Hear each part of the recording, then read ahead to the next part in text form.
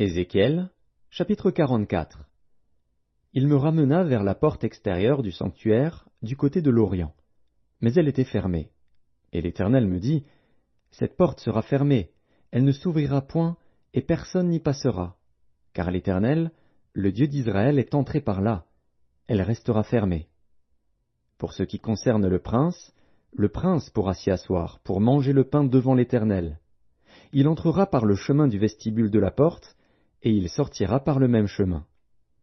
Il me conduisit vers la porte du septentrion, devant la maison.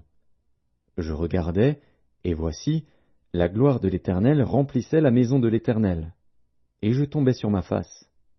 L'Éternel me dit, Fils de l'homme, sois attentif, et regarde de tes yeux. Écoute de tes oreilles tout ce que je te dirai au sujet de toutes les ordonnances de la maison de l'Éternel et de toutes ses lois. Considère attentivement l'entrée de la maison et toutes les issues du sanctuaire. Tu diras aux rebelles, à la maison d'Israël, ainsi parle le Seigneur, l'Éternel. Assez de toutes vos abominations, maison d'Israël. Vous avez introduit dans mon sanctuaire des étrangers incirconcis de cœur et incirconcis de chair pour profaner ma maison. Vous avez offert mon pain, la graisse et le sang à toutes vos abominations, vous avez rompu mon alliance. Vous n'avez pas fait le service de mon sanctuaire, mais vous les avez mis à votre place pour faire le service dans mon sanctuaire. Ainsi parle le Seigneur, l'Éternel.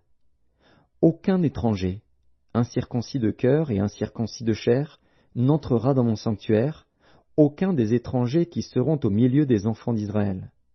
De plus, les Lévites qui se sont éloignés de moi, quand Israël s'égarait et se détournait de moi pour suivre ses idoles, porteront la peine de leur iniquité.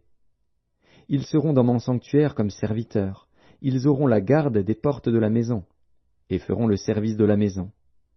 Ils égorgeront pour le peuple les victimes destinées aux holocaustes et aux autres sacrifices, et ils se tiendront devant lui pour être à son service.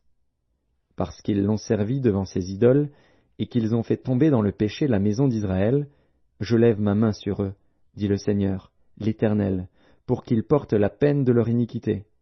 Ils ne s'approcheront pas de moi pour être à mon service dans le sacerdoce, ils ne s'approcheront pas de mes sanctuaires, de mes lieux très saints, ils porteront la peine de leur ignominie et des abominations qu'ils ont commises. Je leur donnerai la garde de la maison, et ils en feront tout le service et tout ce qui doit s'y faire. Mais les sacrificateurs, les Lévites, fils de Tsadok, qui ont fait le service de mon sanctuaire quand les enfants d'Israël s'égaraient loin de moi, ceux-là s'approcheront de moi pour me servir, et se tiendront devant moi pour m'offrir la graisse et le sang, dit le Seigneur, l'Éternel. Ils entreront dans mon sanctuaire, ils s'approcheront de ma table pour me servir, ils seront à mon service. Lorsqu'ils franchiront les portes du parvis intérieur, ils revêtiront des habits de lin. Ils n'auront sur eux rien qui soit en laine, quand ils feront le service aux portes du parvis intérieur et dans la maison. Ils auront des tiares de lin sur la tête, et des caleçons de lin sur leurs reins. Ils ne se ceindront point de manière à exciter la sueur. Lorsqu'ils sortiront pour aller dans le parvis extérieur vers le peuple, ils ôteront les vêtements avec lesquels ils font le service, et les déposeront dans les chambres du sanctuaire. Ils en mettront d'autres, afin de ne pas sanctifier le peuple par leurs vêtements. Ils ne se raseront pas la tête, et ne laisseront pas non plus croître leurs cheveux, mais ils devront couper leur chevelure. Aucun sacrificateur ne boira du vin lorsqu'il entrera dans le parvis intérieur.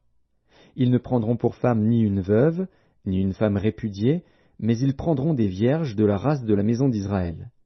Ils pourront aussi prendre la veuve d'un sacrificateur.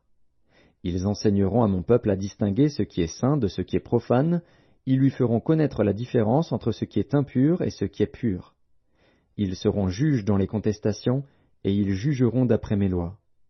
Ils observeront aussi mes lois et mes ordonnances dans toutes mes fêtes, et ils sanctifieront mes sabbats. Un sacrificateur n'ira pas vers un mort, de peur de se rendre impur.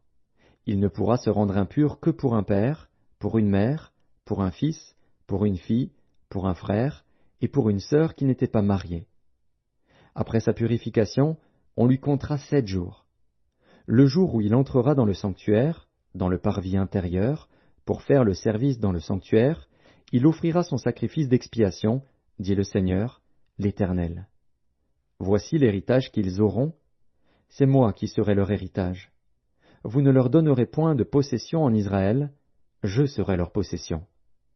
Ils se nourriront des offrandes, des sacrifices d'expiation et de culpabilité. Et tout ce qui sera dévoué par interdit en Israël sera pour eux. Les prémices de tous les fruits et toutes les offrandes que vous présenterez par élévation appartiendront au sacrificateur. Vous donnerez au sacrificateur les prémices de votre pâte, afin que la bénédiction repose sur votre maison. Les sacrificateurs ne mangeront d'aucun oiseau et d'aucun animal mort ou déchiré.